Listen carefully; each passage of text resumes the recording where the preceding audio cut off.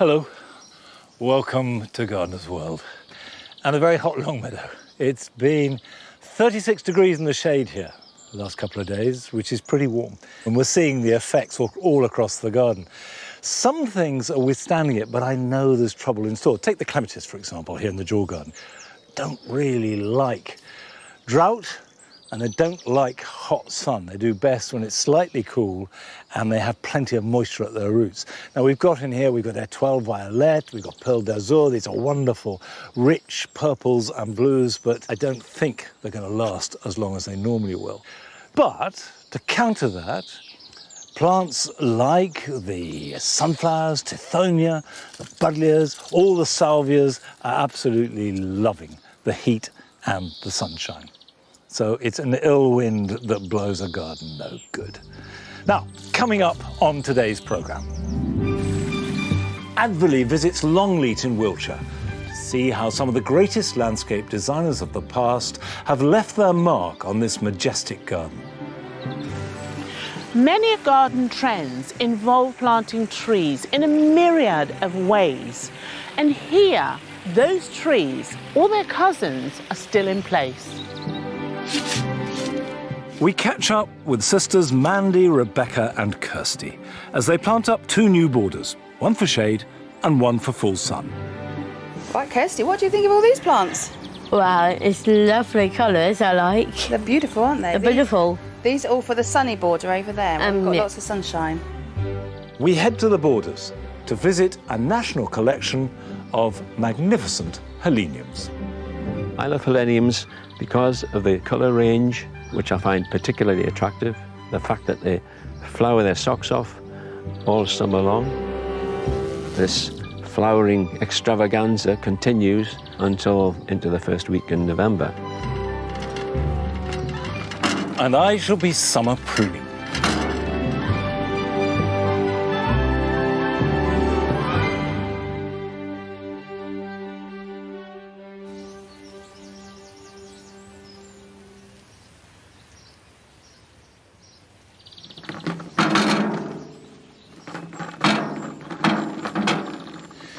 This end of the garden is normally quite damp, particularly as we go towards the edges of the garden. The flood actually comes in winter, and I've planted it with plants that will thrive in wet conditions.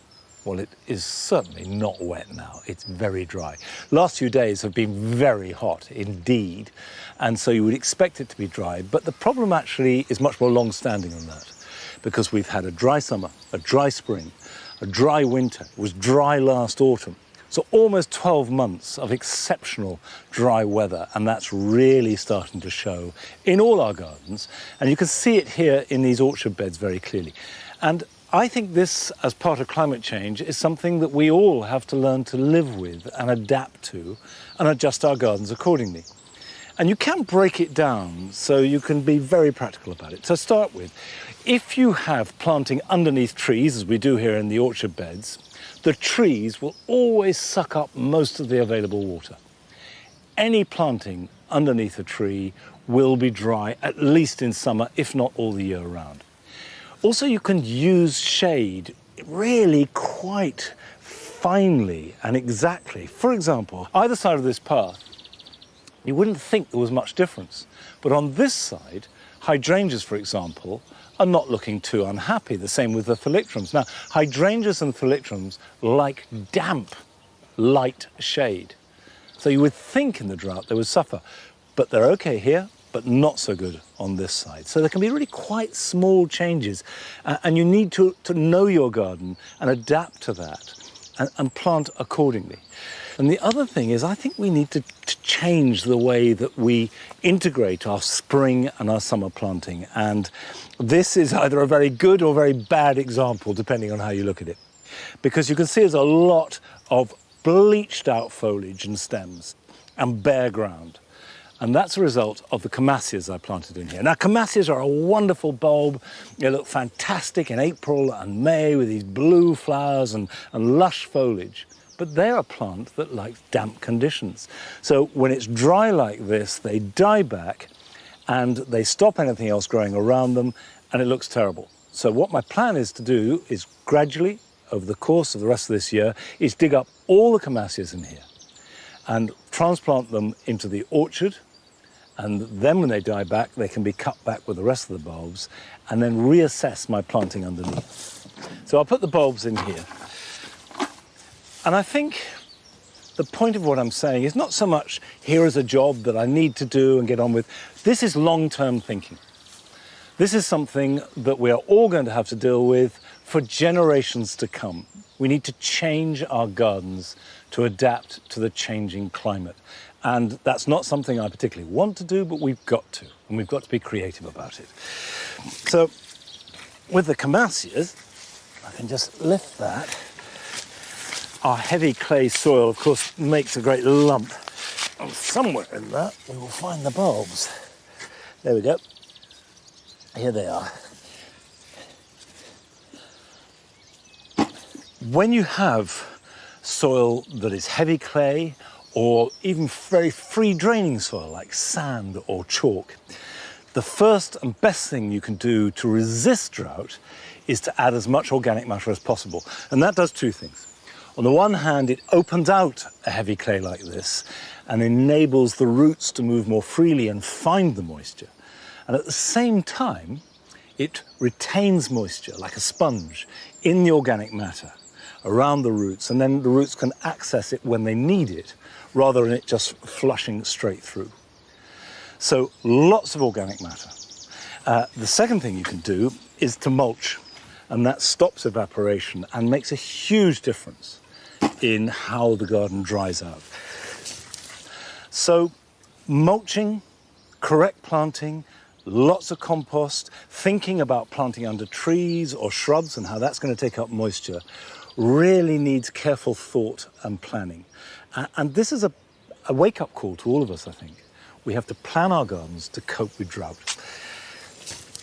Now, on one hand, this is a job, like lots of other gardening jobs, and I will work through these borders, taking out the Camasias and then replanting to cope with drier conditions. But on the other hand, this is symptomatic of changes that we can't reverse. The weather is getting hotter, it is getting drier, and no doubt there will be incidents of it getting wetter too, and we have to adapt. And whilst that's going to be tough on lots of levels, there's no reason why it can't be creative. We can still have beautiful gardens, but we do have to change. Now, it's time to go down to Poole in Dorset to pay another visit to the three sisters, Mandy, Rebecca and Kirsty. Hi, my name's Mandy.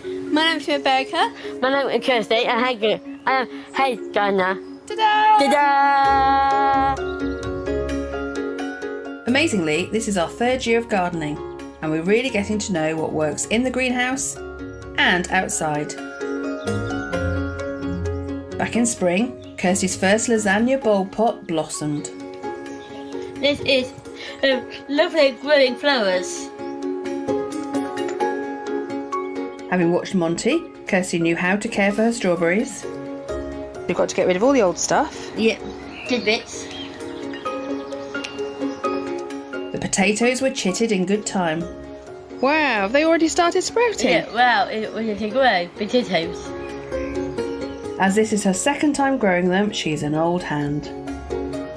Every time they peek through a bit, we've got to cover them up again. We'll cover it up again. Yeah. But I should, yeah, go field. Bye, my dog. Back to you in the studio. With her attention, the potatoes have flourished and the strawberry harvest started early. Oh, look at that. And sweet and juicy. We got thumbs up or thumbs down? Yay.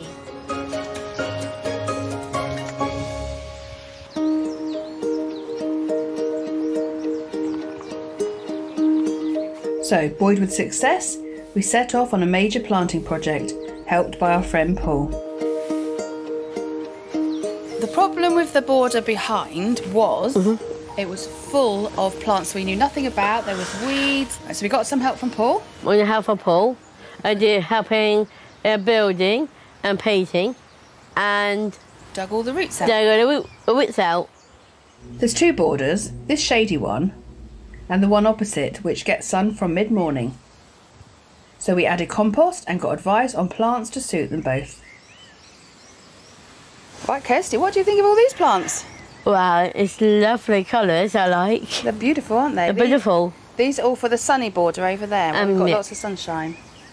We've got some nice purple ones. Your favourite colour? My favourite colour. What's this one called? It's called Berwickshire Persian Blue. The Peter Persian Blue. Nice. Smell like lavender. They look lovely. I think the cats might like these. We wanted plants to attract pollinators. Can you hear that bee? Yeah, buzzing bee. So there's geraniums, daisies, and penstemon too. Ready for some planting? Yeah, I do right now.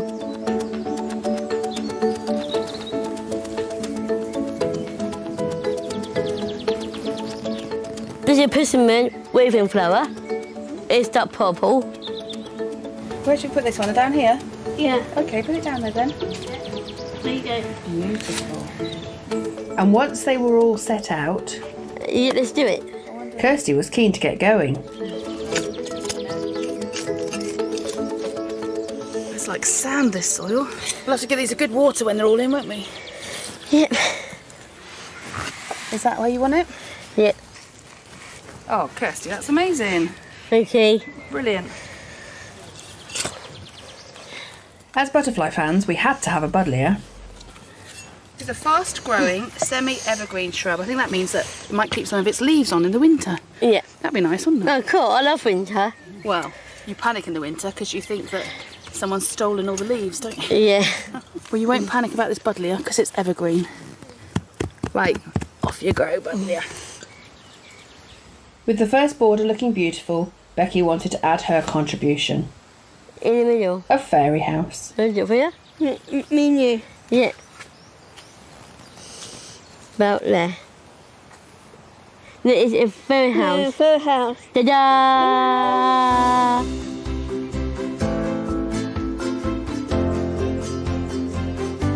In the shady border, we want a woodland feel with ferns, alchemilla and crocosmia. Beautiful forest plants. I like forests. And in fact, the light does twinkle through the trees. There's some tiny little bits of sunshine coming through, look, dappled sunshine Yep. on the leaves. Nice.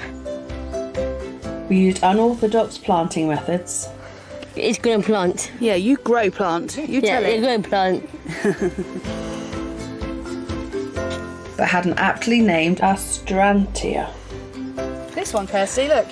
It's a Stranta Major Superstar, just like you. In fact, yeah, I am. That's me. Yeah, it is. We've come such a long way in 3 years, and having a garden that improves year after year is such a joy. What do you think about what we've done? A fantastic demo. It's going to look amazing, isn't it? A lovely garden. And which is your favourite garden? Is it the summer sunshiny garden or the shady garden? Summer sunny garden. Why is that? I like flowers, I like colours. Oh, and I love the shady woodland garden because I like ferns. So we've got a bit of both, haven't we? Yeah, I like a bit of both. Was that a good day's work or what? Yeah, great work. Hey! Yay! High five. Da-da!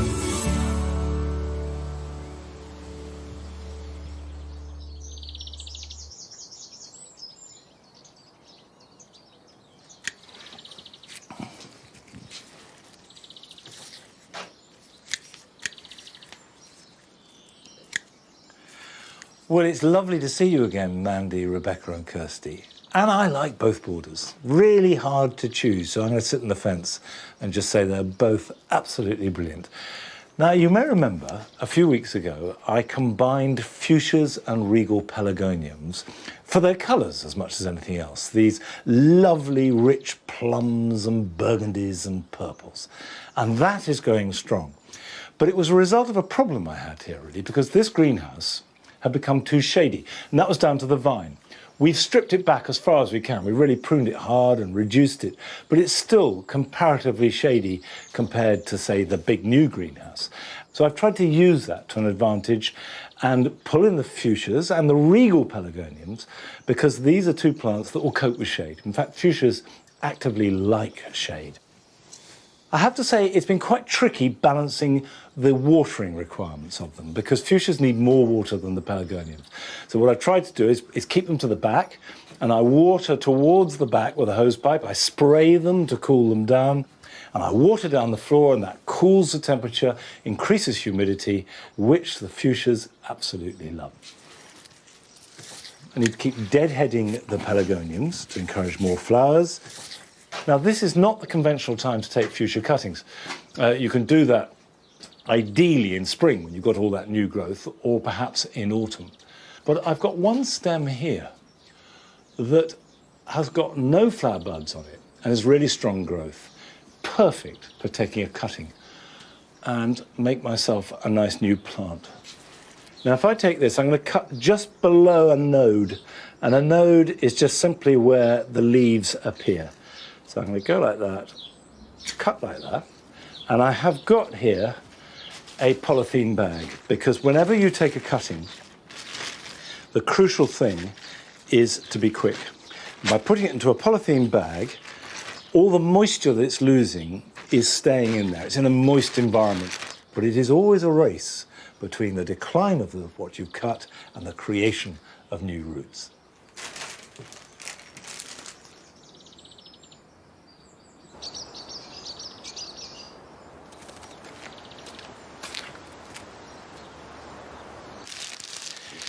It's a good idea to have the second part of taking a cutting, the pot and the mixture and everything, ready before you actually go out and cut it, and then you can be really quick. So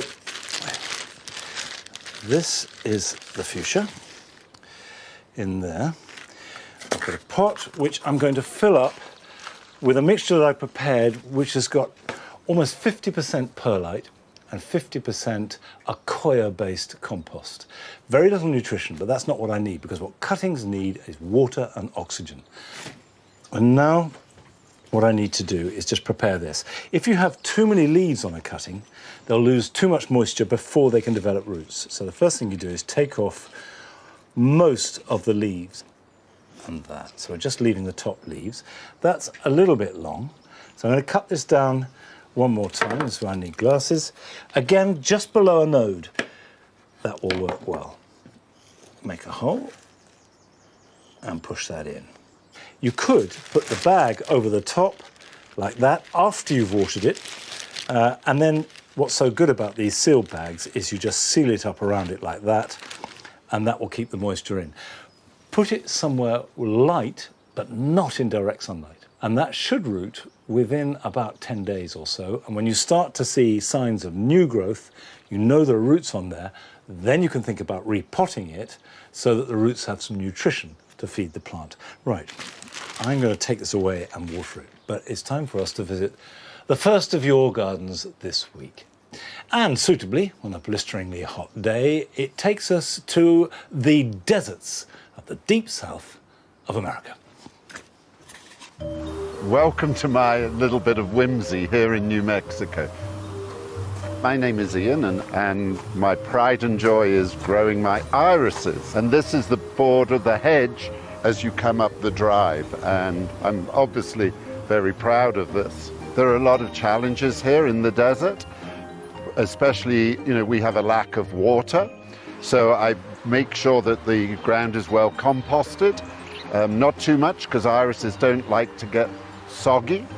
I fertilize them, and one of the other things I always do in the winter and the fall is I cut them right back and mulch well, and in the spring I fertilize them again, and everything seems to turn out right here.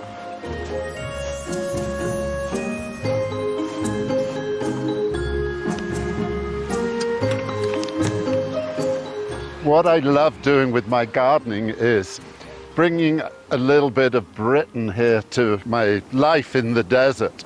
I always was a fond gardener, keen gardener, when I lived in London, and living here in the desert where we're surrounded by cactus and other things, succulents, I just wanted to bring a bit of home to me here I even created my own little hedgerow here. And needless to say, irises. This part of my garden is very British. I've been working on this garden now for 14, 15 years. It was just desert and barren. At the end of the day, it's always wonderful to sit here in my garden with a cup of tea, or even better, a nice gin and tonic. Cheers from New Mexico.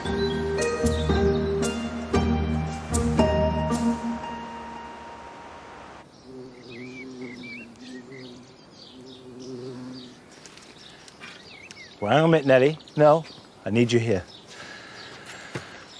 Now, we think it's pretty hot here, but for Ian and his garden, that's every day. I know that part of America, and it really is hot. And although it is extraordinary what he's managed to achieve in his garden, it does show you what bearded iris is really like. Real heat, real drainage, and lots of sunshine.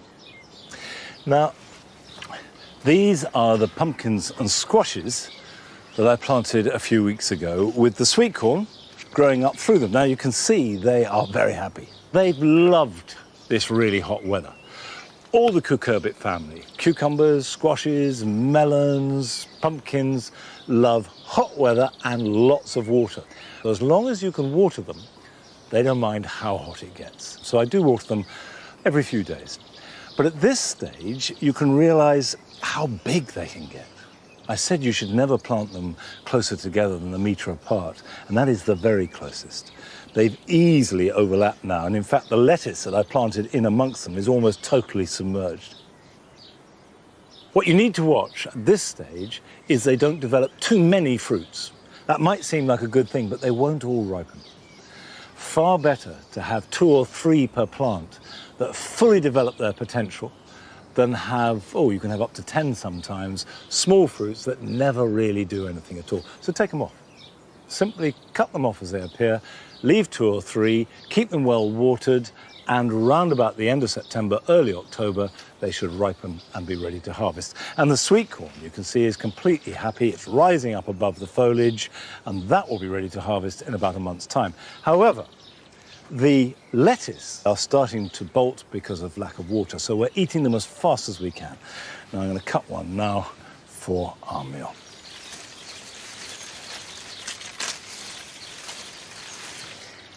They're a good size, and this salad bowl lettuce is particularly buttery and soft. Now, Nelly, let's put this in a basket. Come on. Nell. Good girl. Well done. Good girl. Good girl. That's great.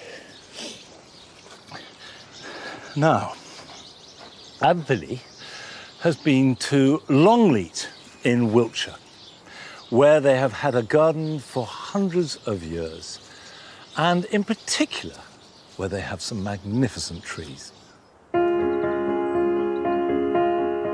Sitting in a wooded valley and surrounded by lakes and parkland, Longleat feels majestic, as if it's been like this forever.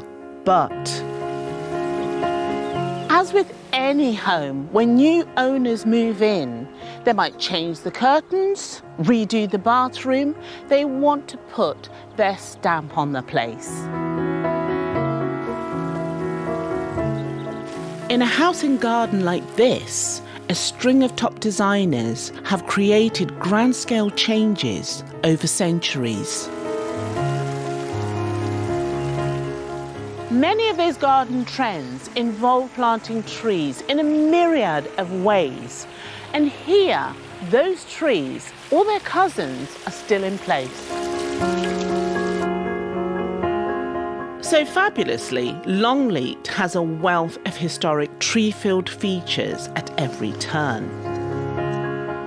The house was initially a priory bought by the Thynne family in 1541. By the late 1600s, the garden was already looking smart. But then rigid formality arrived, starting with a top designer called George London. These straight lines were all the rage across Europe. Just look at the sheer scale of it. You've got garden rooms, got these beautiful, intricate parterres, and you've got these formal pieces of water. Everything is all symmetrical, but just look at these avenues radiating outwards. You even have one here leading absolutely nowhere. Everywhere you look, there are trees. Long avenues were very fashionable, but trees were also popular because millions had been cut down to build ships during the English Civil War. So planting was seen as a patriotic duty. New trees also showed strength and confidence in the family's future.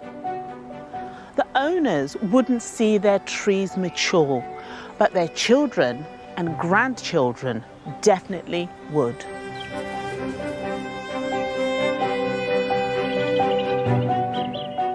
Long tree-lined drives were the height of fashion, showing just how much land the owner possessed.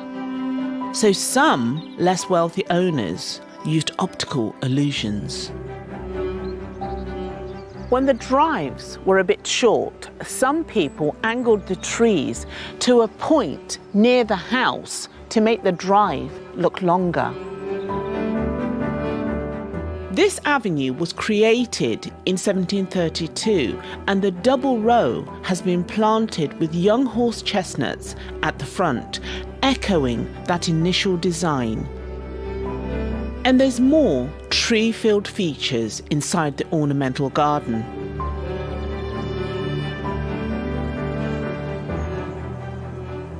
Pleached lime trees created these fabulous walkways which gave you a glimpse out into the wider landscape. Their straight lines helped to create the garden rooms, but crucially, they also provided shade for plants and people.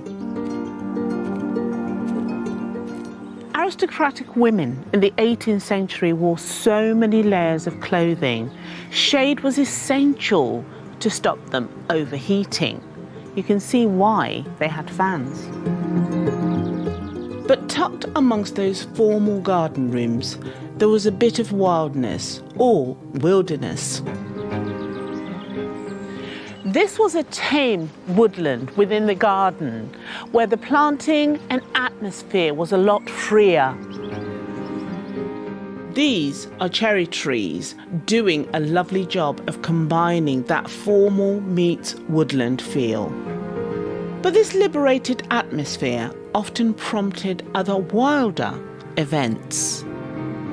In fact, it was often used for assignations where you couldn't be seen or overheard. This wilderness lime walkway flanked by clipped evergreens, the peacock garden and this flower garden were created by designer Russell Page before Longleat opened to the public in 1949. He honoured the 18th century design, and this has one of Longleat's famous labyrinths added in low lines of box. But the famous hedge maze is built on a massive scale. 8-foot-tall yew twisting and turning in paths almost 2 miles long. They were metaphors for the complexity of life, but with the added bonus of entertainment. With refreshments in the middle. Mazes were all the rage at parties as guests tried and failed to reach the centre. Though thankfully designers didn't expect the kitchen staff to trudge the whole length. There was usually a swift, sneaky route into the centre. Unfortunately, the gardeners didn't get off so lightly. Miles of hedge trimmed on both sides and the top is a marathon of a job. Apparently, it takes the gardeners 3 months to clip it.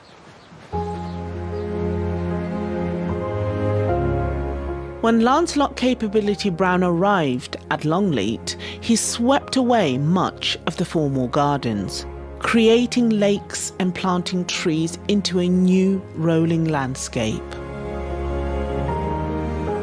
To preserve his design, Longleat planted young shadow trees of the same species alongside the originals to take over in years to come.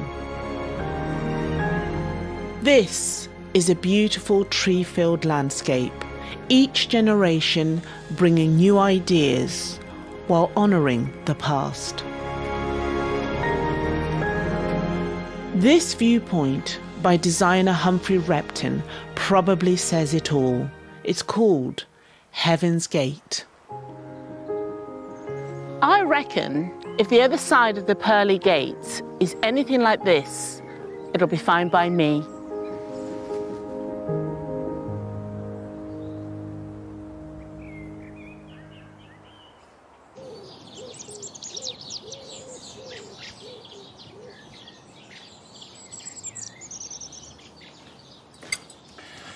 Last time I went to Longleat was about 60 years ago, when it just opened out, the Lions of Longleat. And I thought that was amazing. And now I'm amazed at the time it takes to cut the maize. 3 months of hedge cutting. Wow. Now, how about these cherries? These are Morello cherries. We netted them to keep the blackbirds off, because as they ripen, the blackbirds love them. If you're going to use them straight away, you can just take the cherry and pull it off the stalk like that. But if you want them to last a little bit longer, then you need to cut them stalk and all. But when you're doing that, just be careful you don't cut the spurs, the little woody spurs that come off the side shoots that bear the fruit, because they will bear next year's fruit as well. And of course, these are not sweet cherries. They have to be cooked, but they make wonderful jam. They make a superb sort of jus for putting on ice cream or yogurt. They make a really good tart, and I'm delighted that they've survived everything that our blackbirds can throw at them. Now, still to come on today's programme. We meet a plantsman in love with one of the stars of the late summer border, heleniums. It would be hard to imagine any herbaceous border without heleniums because of the sheer flower power you're going to get over such a long period of time. And after a couple of very hot days, I'll be checking up on my container veg garden.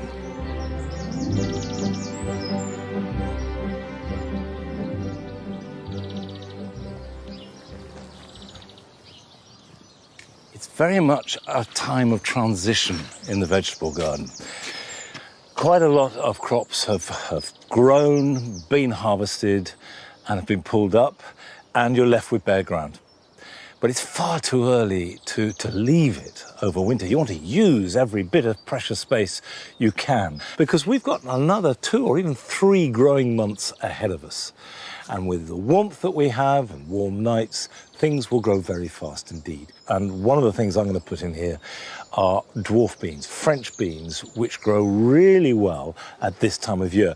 Now, I've got a piece of ground here. I had some lettuce, and before that we had brassica. Just rake some sort of tilth. You don't need to be obsessive about this, because it is extraordinary how seedlings will push their way through quite knobbly soil. And you also don't have to dig in the compost, just lay it as a mulch, and the bacteria and the fungi, which are the really important part of compost, will do their work straight away, and the organic material will incorporate into the soil over the coming weeks and months. That is absolutely fine. Now, this is a variety called purple teepee. French beans, or dwarf beans, they grow to about 2 foot high, and the beans hang down as beautiful purple pods down below the foliage. And they will germinate very quickly in this warm soil. Now, you can sow these in rows, or in a raised bed like this. I like to sow them in a grid, and I just push them into the soil. So just with your finger, just push them down in. And don't be tempted to plant them too close. You want nice strong plants. So I think about 9 inches is plenty close enough.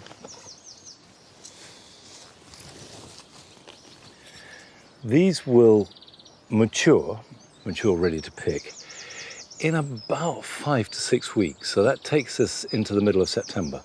And then if you keep picking them, they will go on producing new pods well into October. Right, that's phase 1.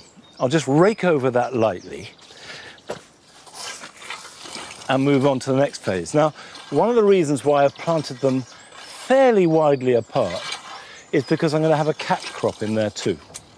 And what that means is a crop that will grow and not either be interfered by or interfere with my main crop, which are the beans. And in this case, I'm going to grow some coriander. Now, coriander is one of those plants that people either love or hate. It certainly has a very distinctive taste, and most people associate that with the foliage, the leaves.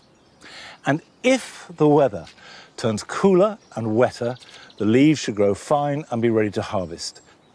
But on the other hand, if it stays hot and dry like it is and it has been, then there is a high chance that it will bolt. Coriander reacts to dry weather really fast by bolting, producing flowers and setting seed.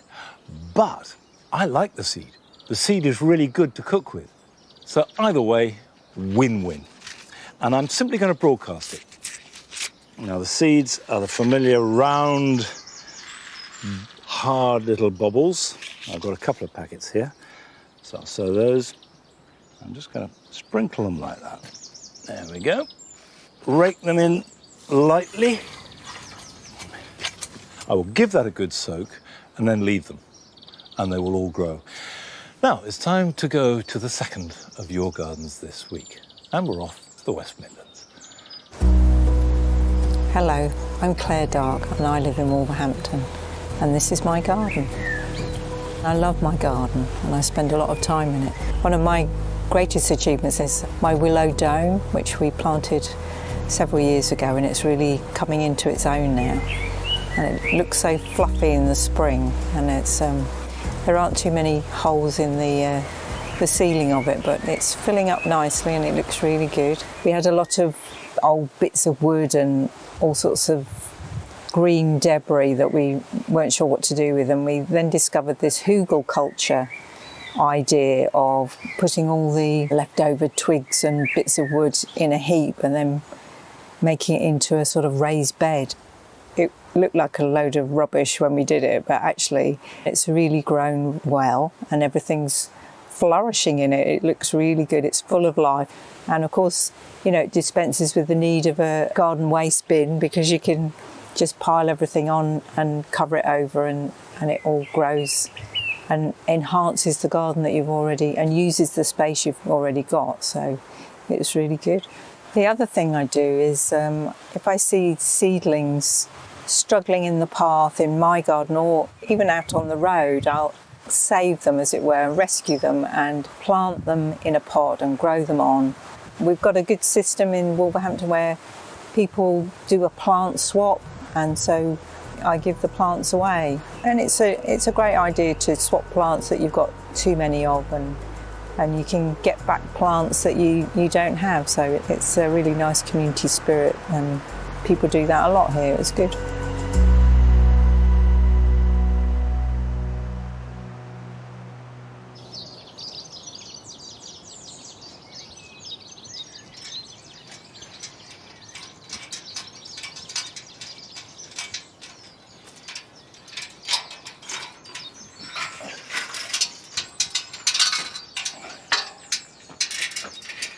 The great thing about sharing plants and a community that propagates and does plant swaps is that because they're local, you know that they're going to grow in your garden, as well as having the chance to pick up some really quite rare and unusual species. It's a brilliant system. Right, let's put this here. The reason why I bought the ladder is because I want to prune this pear.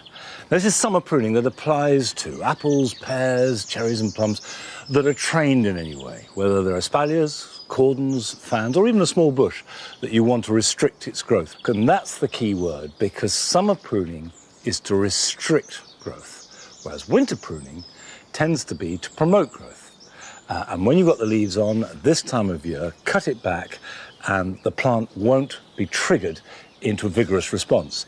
Do exactly the same prune in January and you'll get a mass of shoots growing back as a result. So knowing that, you can then use it to get the shapes that you want. Now, in terms of this pear, which is in a good spot because you can see it's covered in fruit, it's on a south-facing wall, that's great, but I don't want it to grow up over the roof. I might want it to train it over the window a little bit, so I could leave some shoots there. It's not a question of just taking everything off, it's about planning how I want it to grow, how well it's growing, and then working with that, and otherwise taking off everything that's growing outwards or upwards too far.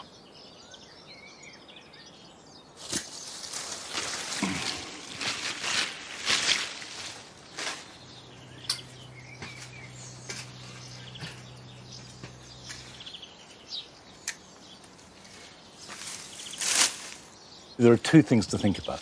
The first thing is not to cut off any of this year's fruit, and also to think about next year's fruit. And if you look here, this is a spur that's coming off, and we've got fruit growing from it. And just behind the fruit, you can see that the stem is swollen a little bit. And that always is an indicator that there will be fruit next year. So if you want to train a branch to carry fruit for next year, and I've got one here, if you see a slight swelling, so halfway down or three-quarters way down, cut beyond that, and then that will create a spur and bear fruit next year. If you cut it off, it'll take another few years for a spur to develop.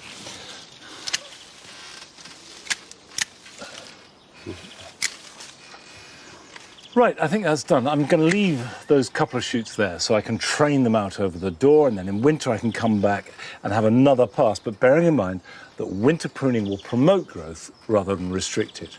And the other good thing about summer pruning, particularly when it's so hot and dry, is it relieves the pressure on the roots. You're taking away foliage, you're reducing transpiration, therefore the roots don't have to work quite so hard.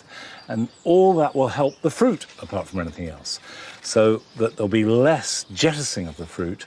If you see an apple or a pear dropping fruits this time of year, the chances are it's because it's desperately dry and needs to throw overboard anything it doesn't absolutely need. So this is good. This is a job done. Now, it's time to visit the last of your gardens this week. And we're going to the home of Charlotte Hugh, who lives in Bishop Stortford.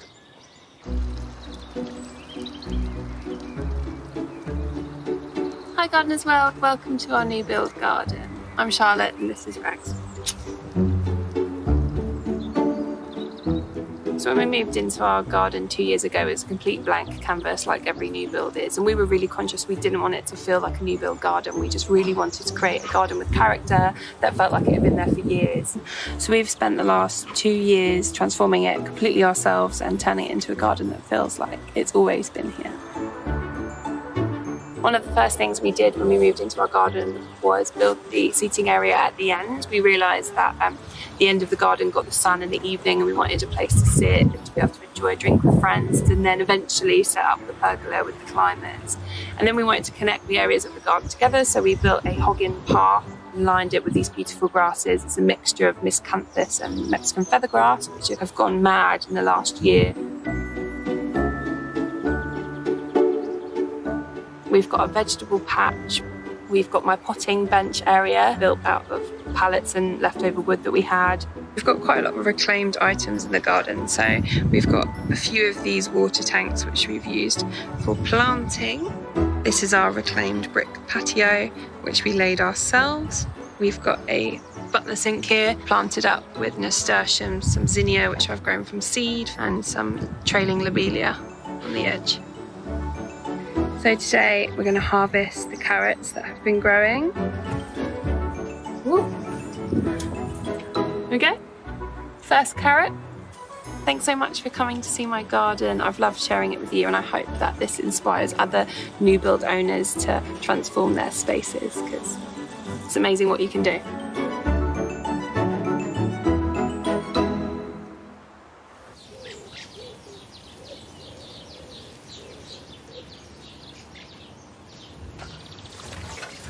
Thanks, Charlotte. your garden looks really good.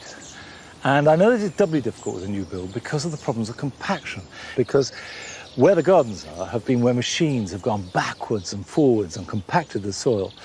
And that can be very difficult for plants, both when it's very wet, it gets sodden and can't drain away, and when it's very dry, the roots can't get down and find the water. Here the grass borders are coping with the drought. But you can see that this ginger, which I only planted about a month ago, is suffering. Now, gingers need quite a lot of water, and also because I only planted it recently, the roots haven't had a chance to get down into the soil and go look for the water. So I am going to spot water this and give it a soak. When you're watering, don't be tempted to water the leaves. That will do no good at all. You need to water the roots. So point the water at the ground, at the roots, and give it a really good soak. And that won't need watering again, however hot it is, for another week, I wouldn't have thought. And hopefully we'll have some rain. Now, in flower is one of my favourite mid and late summer flowers. These are heleniums. This is actually a variety called Sahin's early flower.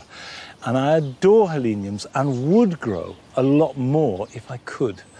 But they don't like Longmeadow very much. I don't think it's the soil or anything like that. I think it's to do with the fact that heleniums do best in full sunshine. And because everything grows so vigorously here, that unless they're at the front of a border, they get shaded out and they die back quickly. However, last September, we went to visit a garden in the Scottish borders in Berwick-upon-Tweed, where the heleniums are magnificent.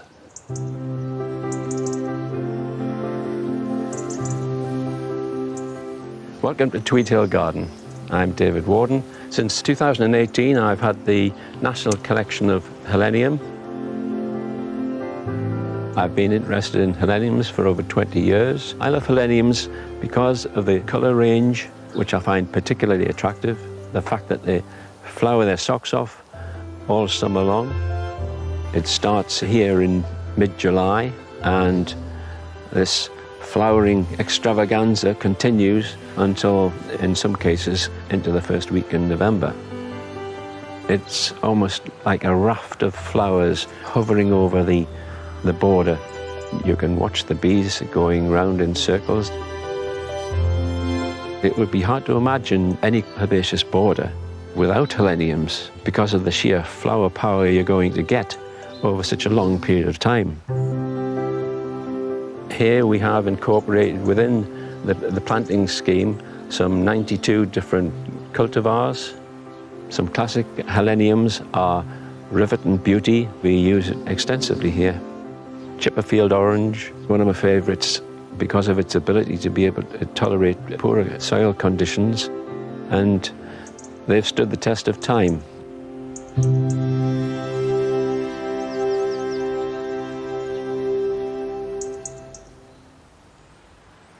In this area of the garden, we have two cultivars with contrasting fortunes. We have Ruby Tuesday.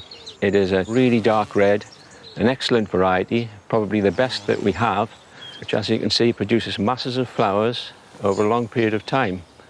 So that is really a must in terms of front of border, a prominent position. It anchors this particular position in the garden at the junction between a path and the lawn. I don't think there's another cultivar quite as good. It is widely available. However, this cultivar, which is Helenium Moth, hasn't had much of a good time recently. It's now actually a threatened plant. It ceased to be cultivated commercially. It's one of my favourites. What I like about it is the apricot coloration, its height. It has real presence, flowers for a long time, and is generally worthy of being in many more gardens than this one. As a national collection holder, I need to ensure that it's preserved, that I continue to make sure it thrives here, but also to ensure that it's more widely grown. I'm carrying out propagation of this particular cultivar. This will be distributed by any means possible. I just need to get it out there.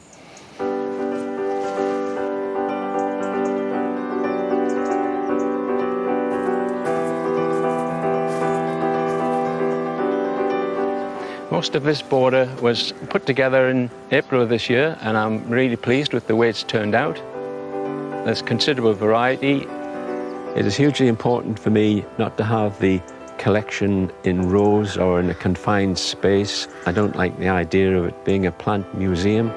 I'd love to experiment with the combinations to see how they work out. I do like a good mingle, and the Persicaria that's mingling with the yellow solidago is Persicaria orangefield, and trying to get into the picture are the red buttons of Sanguisoba Kanchan cranberry. But there is one star performer which I hope is going to blow your socks off. This is Helenium Carnival. It's new to the collection. It's a very blousy helenium, possibly the most flamboyant helenium that there is. There's still a lot of flower yet to come, and we're in mid-September, so this is going to go through till the end of October. It's unique in that the petals are much larger than most helenium. Colours are vivid, so we can see it's certainly got its party dress on. There are two varieties that we have here which are different from the others in that their petals don't open completely. A cultivar called tie-dye and another called Loisde Week. Week being the Dutch for sails, because the flower resembles the sails on a windmill.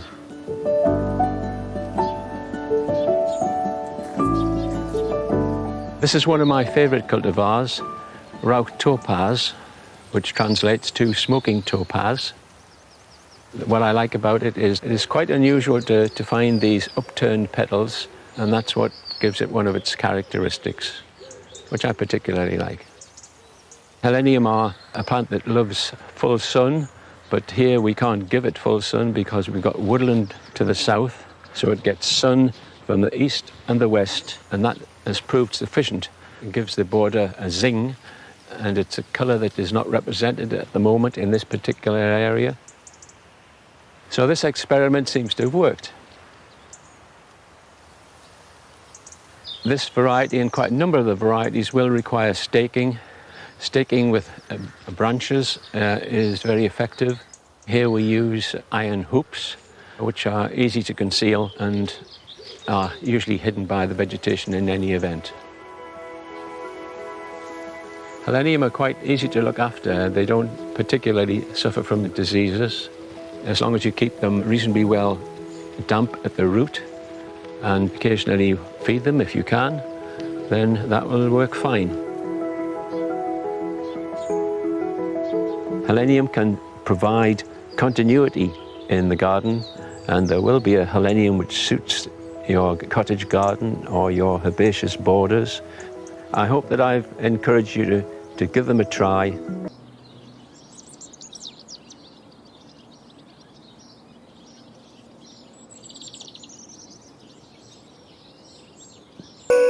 Helenium are quite easy to look after. They don't particularly suffer from diseases. As long as you keep them reasonably well damp at the root and occasionally feed them if you can, then that will work fine. Helenium can provide continuity in the garden, and there will be a helenium that suits your cottage garden or your herbaceous borders. I hope that I've encouraged you to give them a try.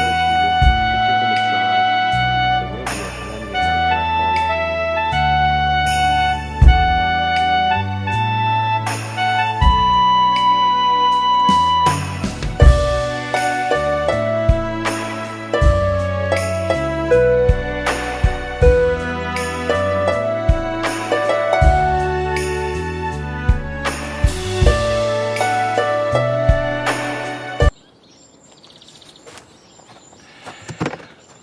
I think the truth is that if you want heleniums to look as good as that, and didn't they look fantastic, you've got to make them the stars of the show. You can't hem them around with other plants. It's get them to the front of a border, don't crowd them, and just let them display their glory, and they are glorious. Now, in this weather, with all the heat, the first plants that suffer are containerized veg. because they need a lot of water. Now, I have been watering these every day, even so with different results. For an example, the chard, you can see, has bolted and gone to seed. And that's simply a defense mechanism. It feels that the drought's coming on, it's going to die, so therefore set seed to keep it alive, even if the original plant can't. But the reason why I planted chard is because actually it's very good in drought. And if I cut this right back, there will be good regrowth that will be perfectly okay. So if I go right down to the base, cut like that, take this off. Now this is not going to be edible, so this is compost heap or chickens. There we go. Right, that's cleared the decks. What I'm left with is already some quite good green, healthy growth. And that will be more than edible. And as long as you take out the bolting stems as they appear, this actually should go on producing new leaves for many months yet. So I'm not too worried about that. And then you can see you've got the courgettes, which, despite the weather, have been pretty much untouched. And that's another reason why courgettes are a really good plant to grow in a container. They're adaptable, they're tough, they do need water and they need food, but as long as you keep on top of it, you get a good harvest. In fact, I need to cut those and take them in. And while I'm doing that, here's some jobs for you. Gather up your terracotta pots and group them all together. This will reduce their exposure to sun and drying wind. And if you give them a good soak before you go, we'll see them through until you return.